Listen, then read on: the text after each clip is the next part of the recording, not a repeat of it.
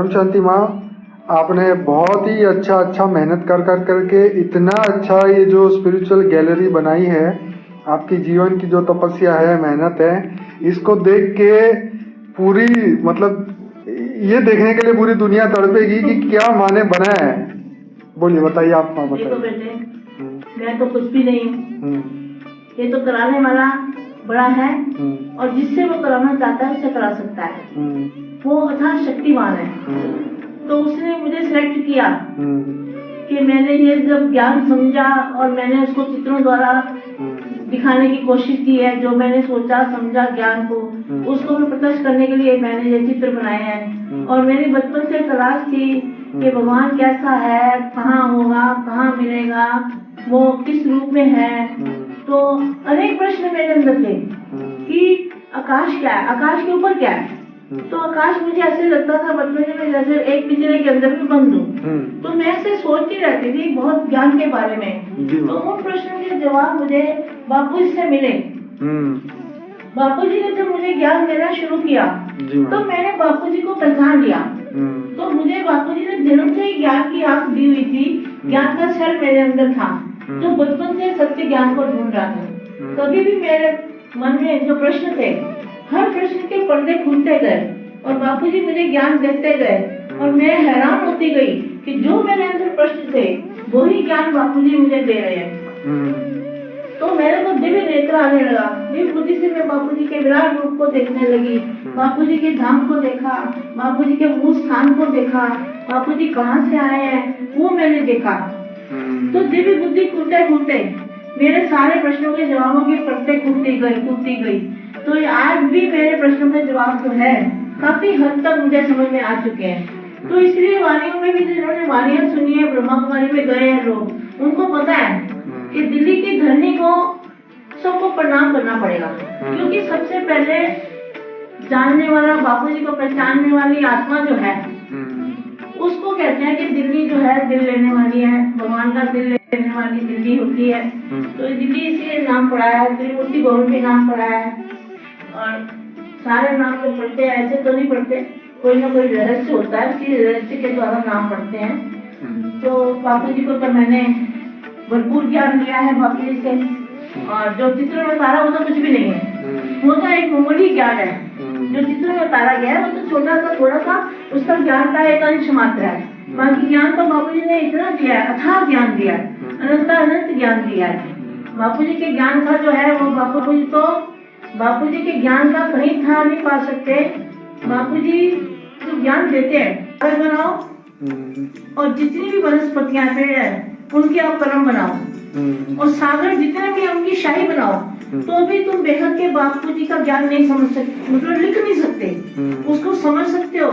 समझने वाले की मुट्ठी भर आत्मा होगी, तो ज्यादा आत्माएं समझ नहीं सकती। फिर बाद में माँ उनको समझाती रहती है, समझाते उनकी बुद्धि खुलती है। तो जो ब्रह्मा कुमारियों में गए हैं और जो शंकर पार्टी में भी गए हैं, उनको ज्ञान आसानी से वो समझ जाते हैं। तो बाहर वाली दुनिया वाले भी समझेंगे ये तो ज्ञान इसका है, ब्रह्मांडों का है, गैलेक्सिया है, गैलेक्सी के ऊपर यूनिवर्स है, उसके ऊपर ग्रेट यूनिवर्स है, ग्रेट यूनिवर्स है।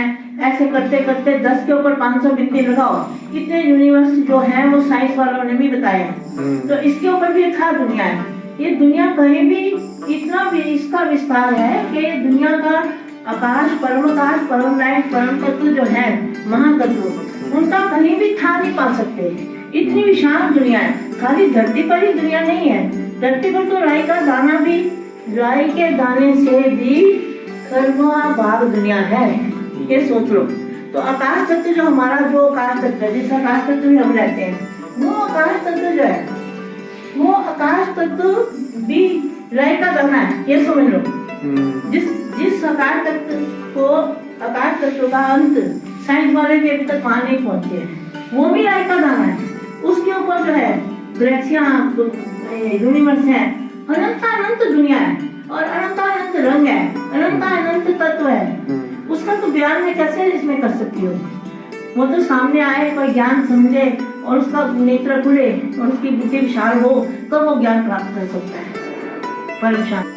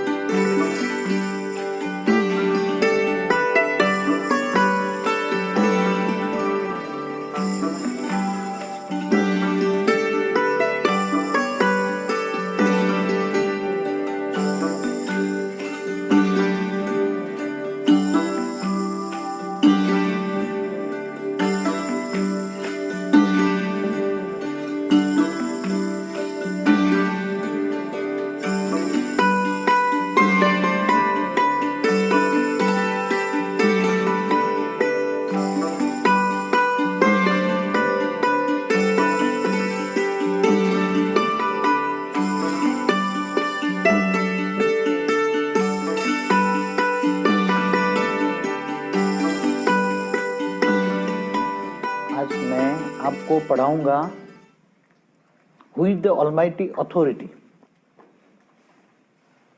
ऑलमाइटी अथॉरिटी किसको कहते हैं?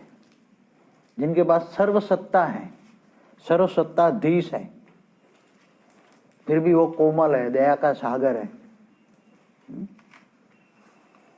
क्योंकि उसको कोई ढूंढ भी नहीं सकता, इसको कोई पा नहीं सकता, क्योंकि कितना बड़ा वो बेहद का रचयिता है। समझते हो? बेहद, बेहद शब्द बहुत बड़ा होता है, बेहद, जिनकी कोई हद ही नहीं होती।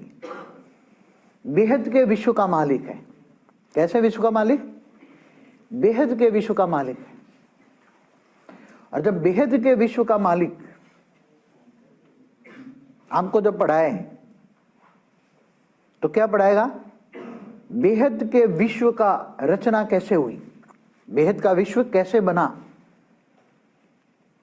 बेहद के विश्व के मालिक ने बेहद की विश्व की रचना कैसे क्यों की, कैसे चलता है, और वहां क्या है, बेहद के विश्व में क्या क्या है। जैसे आपको समझाऊं कि बेहद के विश्व के मालिक के अंदर सारा उसकी अंदर रिकॉर्डिंग है। बेहद के विश्व के अंदर सब कुछ रिकॉर्डिंग है। तो बेहद का विश्व का मालिक आपको क्या पढ़ाएंगे? जिनको सारा संसार ढूंढ रहा है। आज ये नहीं भी, आज दुनिया ये भी नहीं जान पाती कि ये सूर्य किसने बनाया, चांद सितारे क्या हैं, किसने बनाए, कैसे बनाए, ग्रह कैसे बने, उपनिग्रह कैसे बने, ये सब कोई नहीं भी जान सकता। तो जो सारी बातें आज बताएंगे आपको, ड्रॉ करके, पिक्चर ड्रॉ करके भी बताएंगे कि गैलेक्सी कैसे बनी, हमारा ब्रह्मांड कैसे बना,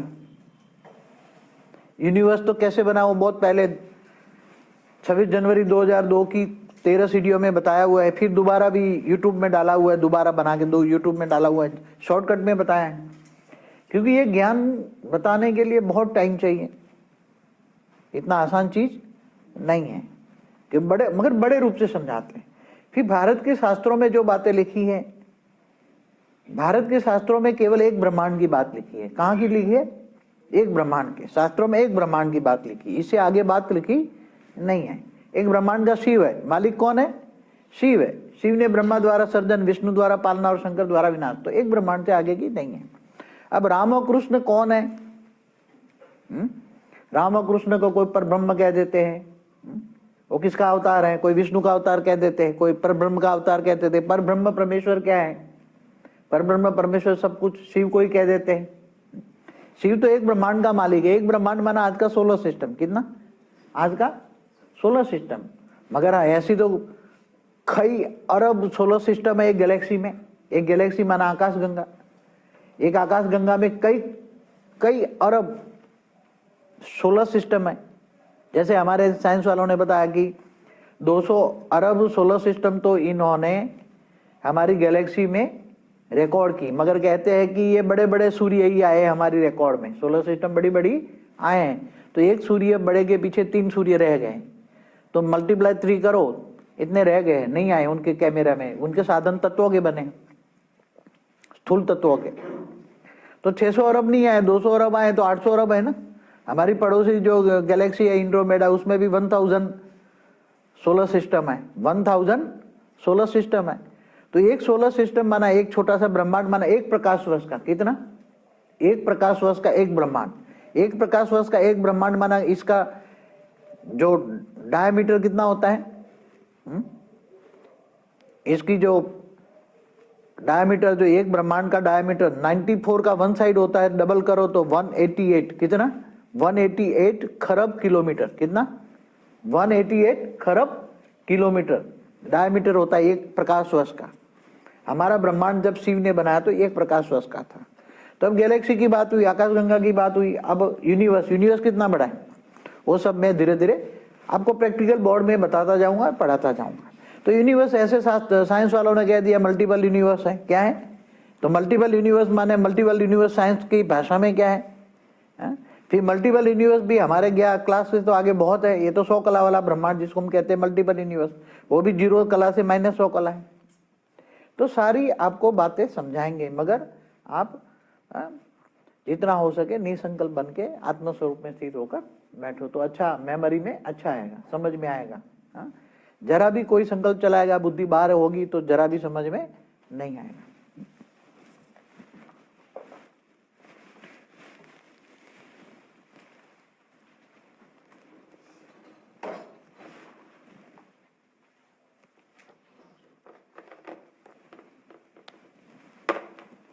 अभी हम बताते हैं आपको कि हमारी गैलेक्सियां कैसे बनी, हमारी जो गैलेक्सी है कैसे बनी।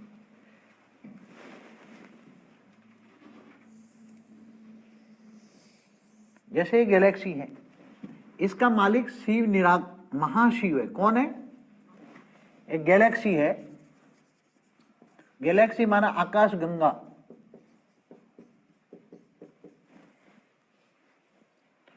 उसका मालिक है महाशिव।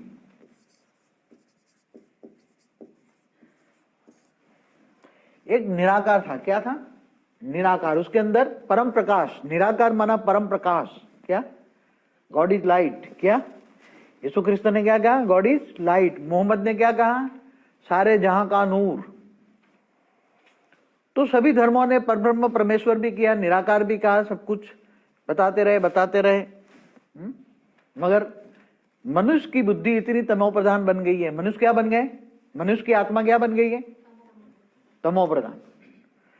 देखो आत्मा, मनुष्य की भी आत्मा किसको कहेंगे?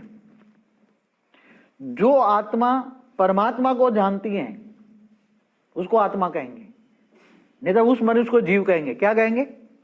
उस मनुष्य को जीव कहेंगे, उसको आत्मा नहीं कहेंगे।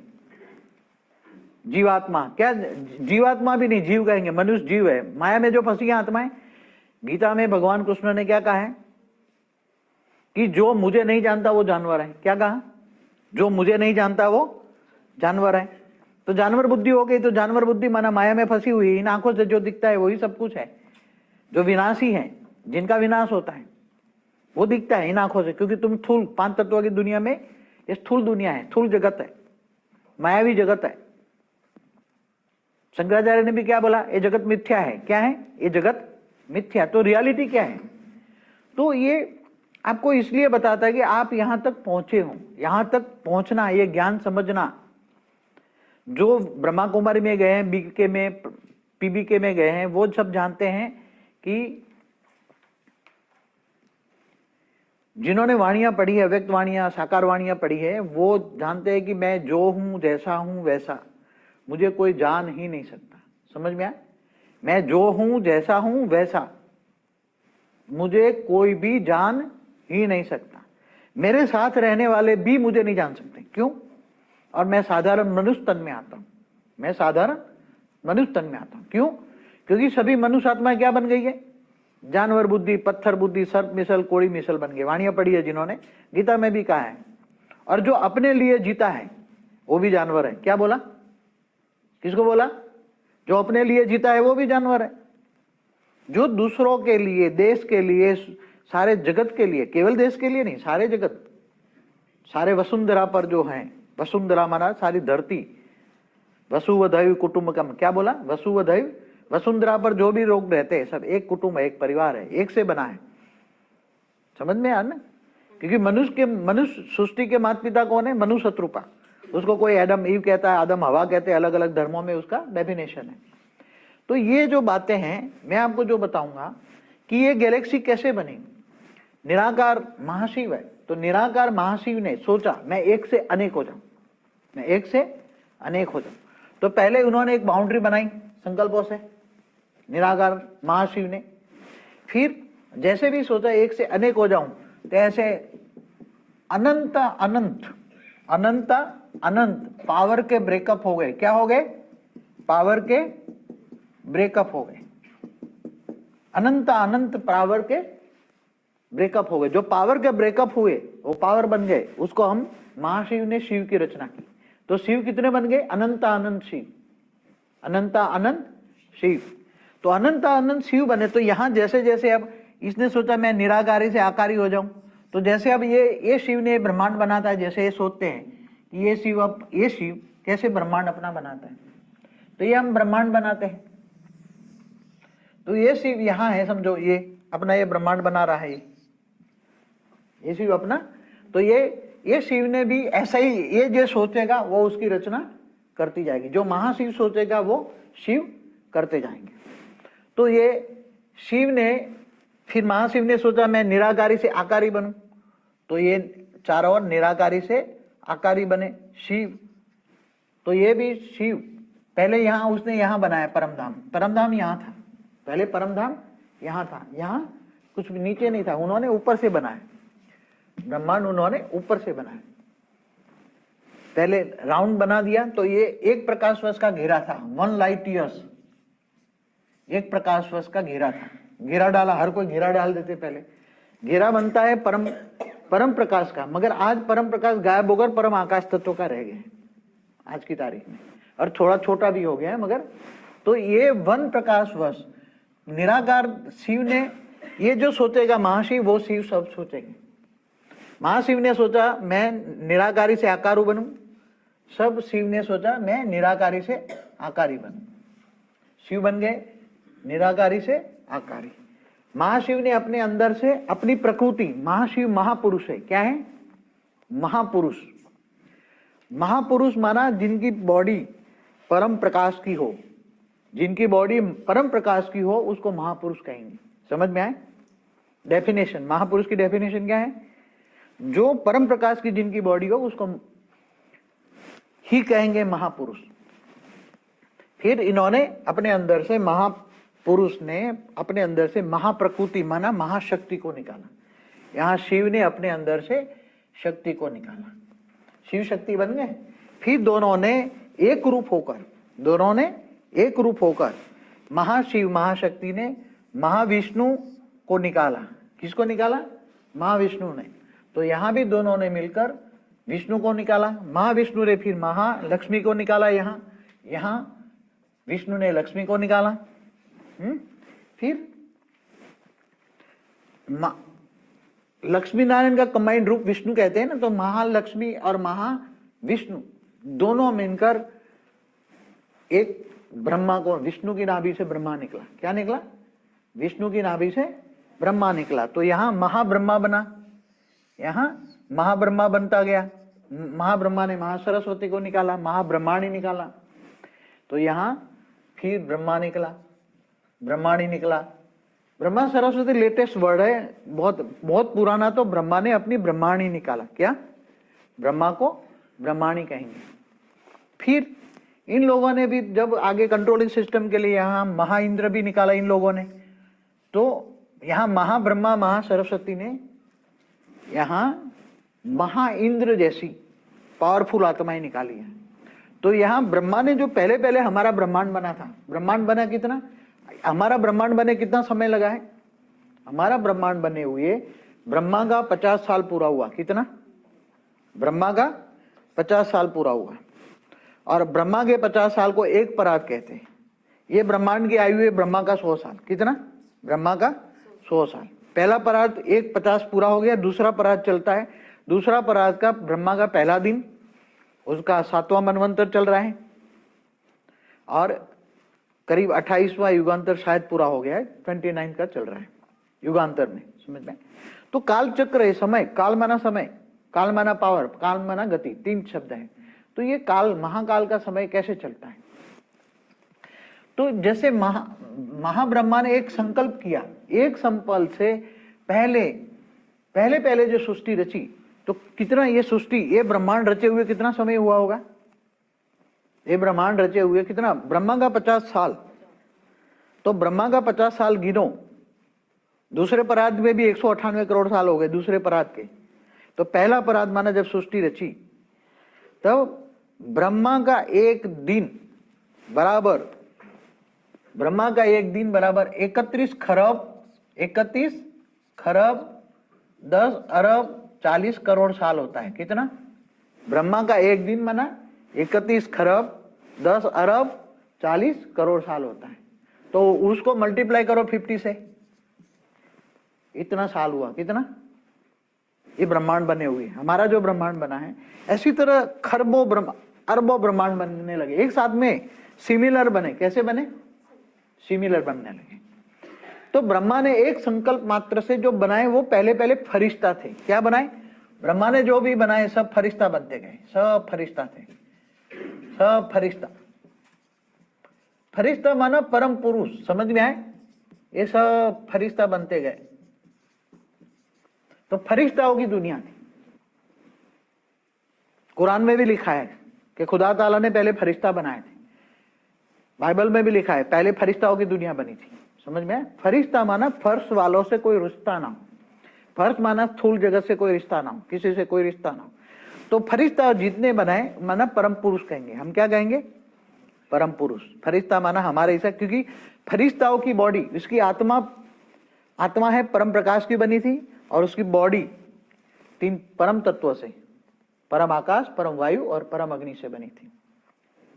तो ये फरिश्ताओं ने अपने अंदर से, परम पुरुष ने अपने अंदर से सोचा, अपनी इच्छा अनुसार, अपनी इच्छा से प्रकृति को, परम प्रकृति को इन्होंने बाहर निकाला। प्रकृति कैसी थी? परम थी, परम प्रकृति थी, सुख देने वाली थी, बहुत अच्छी थी।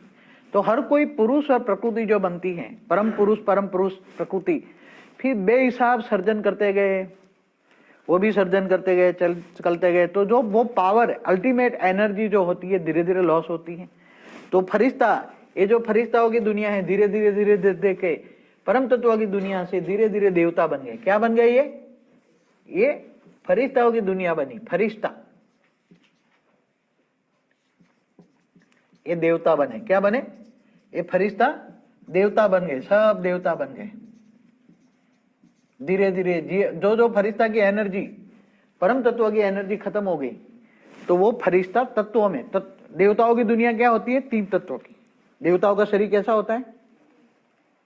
आकाश, वायु और अग्नि, 3 तत्वों का। देवता उड़ सकते हैं, मगर फरिश्तों से नीचे आ गए। अब देवता भी जब धीरे धीरे मनुष्य बन जाते हैं, ये देवताओं की दुनिया, जब वो मनुष्य बन जाते हैं, देवता भी क्या बन जाते हैं? उसकी आत्मा की एनर्जी खत्म हो चुकी है। मल्टीपल अपनी कोई भी एनर्जी संकल्पों द्वारा सृष्टि बनाते हैं, संकल्प चलाते हैं, तो आत्मा की एनर्जी संकल्पों द्वारा एनर्जी वेस्ट होती है। आत्मा की एनर्जी कैसे वेस्ट होती है? संकल्पों द्वारा। जैसे सोचा और एनर्जी गई, वायुमंडल बनता गया। तो यहां भी सोचते गए, वायुमंडल बना। यहां भी ये परम धाम बना। पहले जो जहां शिव रहते हैं वो परम धाम बना।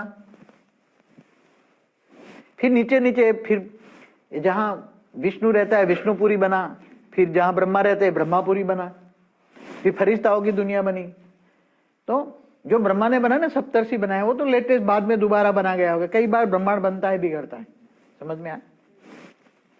तो देवता अब धीरे धीरे गिरने लगे, तो मनुष्य बने तो ब्रह्मा ने फिर ये धरती बना दी, एक धरती बना दी। धरती के ऊपर फिर वो मनुष्य बनने लगे। फिर मनुष्य अवतार में भी बहुत गिरते गए। मनुष्य अवतार में भी बहुत गिरते गए। तो फिर नीचे नरक बनते गए। 7 नरक बने ना, अतल, वितल, सुतल, रसातल, नरक बनते गए। फिर इसके साथ में ऐसे छोटे 55 करोड़ नरक बनते गए। आत्माएं बहुत बेहिसाब समय के बाद फरिश्ता देवता बना, देवता मनुष्य बना। मनुष्य 5 तत्वों की दुनिया, मनुष्य सृष्टि माना 5 तत्वों की दुनिया। आकाश, वायु, अग्नि, जल और पृथ्वी, 5 तत्वों की दुनिया। मनुष्यों ने बहुत पाप कर्म किया, तो आत्मा की शक्ति, एनर्जी वेस्ट हो गई। आत्मा की एनर्जी वेस्ट होने से वो नीचे गिरते गए। पहले असुर बने, असुरों से भी पाप किया। 7 पाताल लोक बने, पाताल लोक में भी पाप करा, तो 55 करोड़ नरक बने। कितने? 55 करोड़ नरक बन गए। नरक माना यहाँ जो है नीचे गिरते गए।